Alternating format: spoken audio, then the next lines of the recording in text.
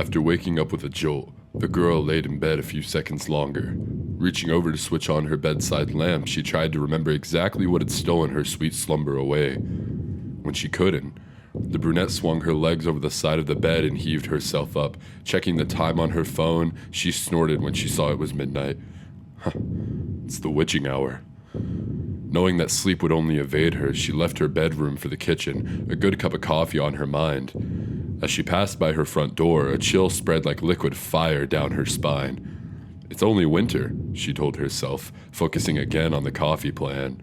Measuring out scoops, water, and preparing her cup kept her occupied, but as the dark liquid boiled, she had nothing left to keep her mind from wandering off. The chill returned, and she couldn't help but glance behind her to the front door. It stood there innocently enough, just like always. The deadbolt was still in place, and she could see nothing amiss with it.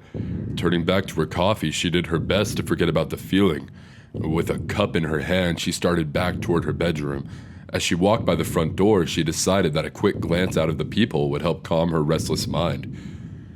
The chill worsened with each step she took toward the door and further away from the safety and warmth of her blankets. She pressed her empty hand against the cold metal door and took a deep breath before leading her eye to the peephole. At first, she could only see an inky blackness and somehow seemed to swirl in itself. When she blinked in surprise, the void melted away. She wished it hadn't. In its place, there stood what she could only guess was once a man. The limbs were long and inhumanly awkward, with bulky joints branching off into several arms, not unlike the branches of a tree. The creature was draped in a black suit, somehow making the thing more nightmarish to her. The icing on the proverbial cake, if you will, was what passed as the hellish thing's face. It was as though her mind blurred the ghastly visage to spare itself further shock and horror. She shoved herself away from the door with the hand still pressed against it. The scalding mug of coffee fell, the liquid burning her bare legs as she fell backward and tried to claw away from the door. She knew, somehow, that her mind hadn't been playing tricks on her. As she crab-walked away from the door, she watched as tendrils as black as the void she first saw snake around through the cracks. The girl was trapped between the instinct to flee and the gut feeling to not turn her back on the door.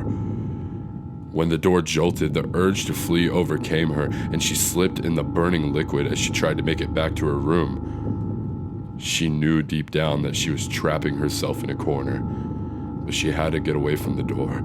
The girl was halfway down the hallway when she heard the previously locked door creak open. She screamed and slipped into a wall, cracking her chin on it and stunning her.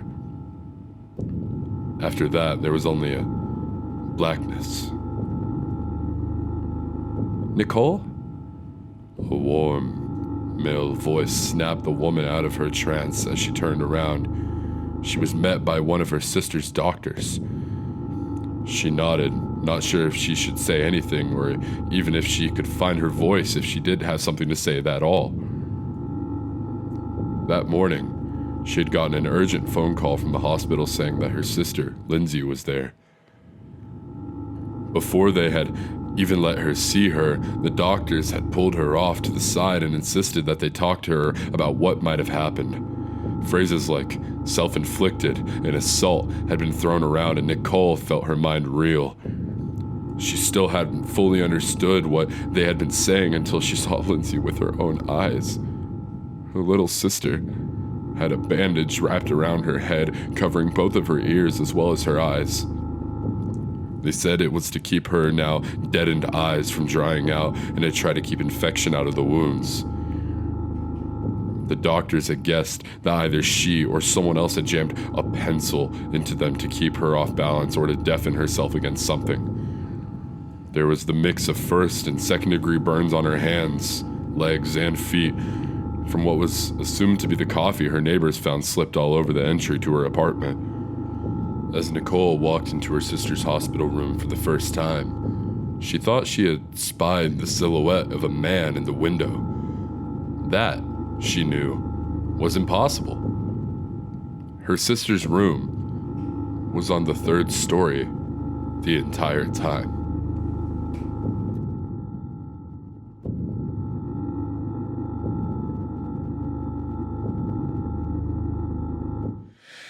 What's going on, guys, and welcome to the end of the video. You made it. Congratulations. Thank you for watching the full way through. If you did it and you just decided to skip to the end, I mean, you know, thanks for being here anyway. This is kind of a little, I don't want to say it's a first, but I definitely haven't done a creepypasta in a while.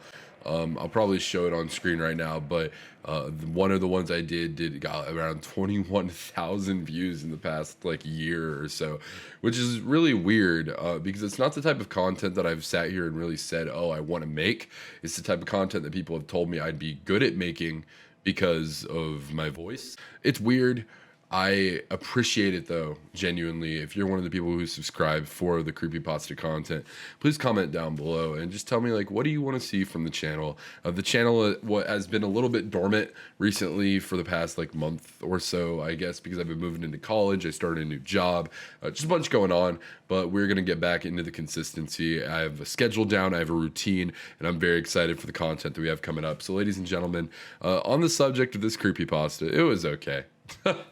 You know, it's weird because Slenderman's such a huge, like, I guess you could say, like, figure in public entertainment now, I guess. I don't know. Is he the first one to make that transition from, like, an internet fad or phenomenon to real life? I don't know. I remember those two girls stabbed their friend over him. That's pretty much the only information I have on the dude. So, whatever. Story was okay, I guess.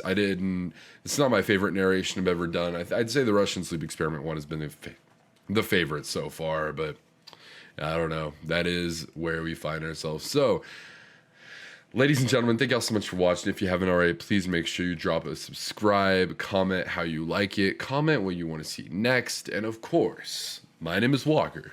Peace and love. Bye-bye.